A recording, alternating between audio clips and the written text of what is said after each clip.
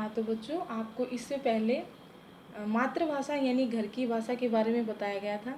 आज आपको अभी मैं विद्यालयी भाषा या दूसरी भाषा जिसको हम कह सकते हैं कि सबसे पहले तो हम मातृभाषा सीखते हैं घर में रहकर, उसके बाद फिर हम द्वितीय भाषा यानी जब हम विद्यालय में जब हमारा प्रवेश होता है तो हम विद्यालय की भाषा को ग्रहण करते हैं। ठीक है, तो अब देखो आपके पास आ जाए क्वेश्चन कि विद्यालयी भाषा या द्वितीय भाषा क्या है, इसकी क्या विशेषताएं हैं या इसके क्या उद्देश्य हैं, इसका महत्व क्या है। तो किसी भी तरह का टॉपिक आ जाए तो आपको ये आंसर लिख देना है, विद्यालयी भाषा या द्वितीय भाषा से संबंधित। ठीक है, तो देखिए, मातृभाषा को अपने भावों और विचारों के संप्रेषण के लिए हम सीख लेते हैं। ठीक है, या यूँ कह सकते हैं कि यह भाषा हमें अपने आप स्वतः बोलनी आ जाती है। ठीक है ना भाई। सबसे पहले थोड़ा सा हम बताएंगे कि जैसे हम बचपन में जब मनुष्य का जन्म होता है तो वो धीरे धीरे अपने घर परिवार में रहता है तो वो स्टार्टिंग में मातृभाषा अपने आप सीख लेता है। लेकिन जब बच्चे स्कूल जाते हैं या जब हम स्कूल जाना आरंभ करते हैं तो वो अक्षरों को लिखना सीखते हैं और फिर उन शब्दों को बोलते हैं, फिर वाक्य निर्माण करना शुरू करते हैं। यानी जैसे पहले शब्दों को उन्होंने जोड़ना सीखा, फिर वाक्य बनाना। यदि मातृभाषा को विद्यालयी या स्कूली भाषा के रूप में प्रयोग किया जाता है तो बच्चों को सीखने में कठिनाई नहीं होती।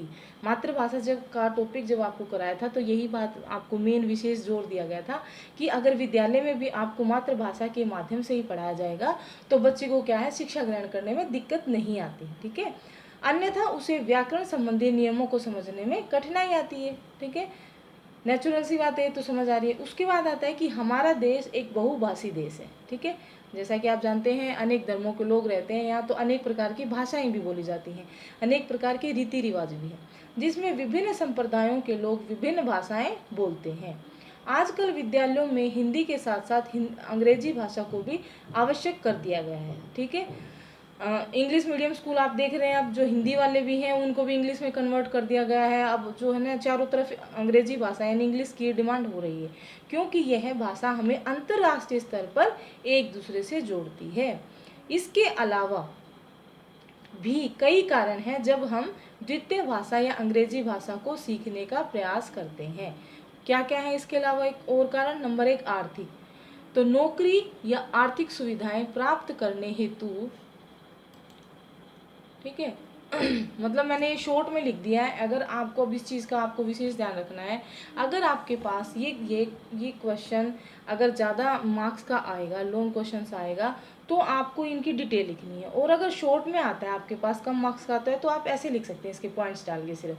ठीक है, तो आर्थिक आवश्यकताएं क्या क्या है जो दूसरी भाषा है विद्यालय भाषा सीखने के, कि एक तो आर्थिक, ठीक है भाई, नौकरी प्राप्त करने के लिए नौकरी हम करेंगे तो हमें आर्थिक सुविधाएं प्राप्त होंगी।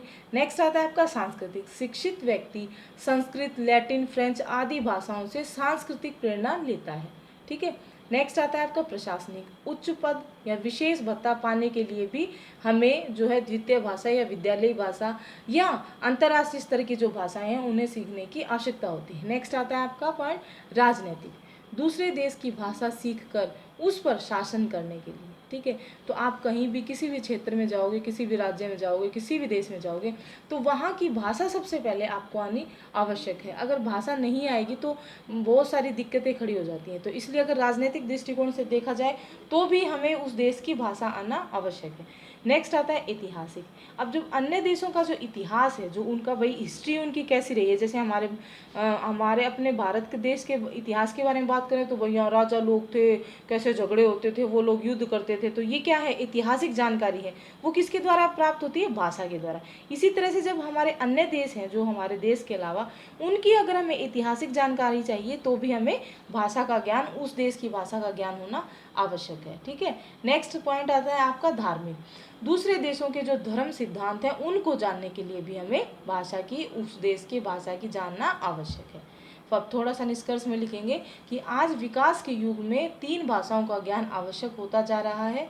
मातृभाषा वो तो हमें हो ही जाता है, नेक्स्ट अपनी राष्ट्रभाषा जो हमारे देश समाज में बोली जाती है, फिर उसके बाद आती है अंतर्राष्ट्रीय भाषा, भाई जिसकी सबसे ज़्यादा डिमांड है इंटरनेशनल लेवल पर। ठीक है, तो राष्ट्रीय एकता के लिए राष्ट्रभाषा और विश्व बंधुत्व के लिए अंतर्राष्ट्रीय भाषा का विशेष महत्व है।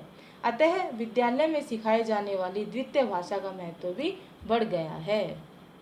इसके बाद अगर आपसे वो अलग से पूछ ले एग्जामिनर की इसके उद्देश्य क्या है वो बताइए, तो हम उद्देश्य में लिखेंगे कि द्वितीय भाषा का उद्देश्य भाषा के कौशलों का विकास करना है, जैसे पढ़ना, लिखना, बोलना और सुनना। मतलब ये 4 चीज़ें आती हैं जो द्वितीय भाषा के उद्देश्य को संपूर्ण करती हैं। क्योंकि द्वितीय भाषा का उद्देश्य होता है कि भाषा के जो कौशल हैं उनका विकास करना। और भाषा के कौशल कौन कौन से? लिखना, पढ़ना, सुनना, बोलना। भाई विद्यालय में यही चीज़ें तो सिखाई जाती हैं।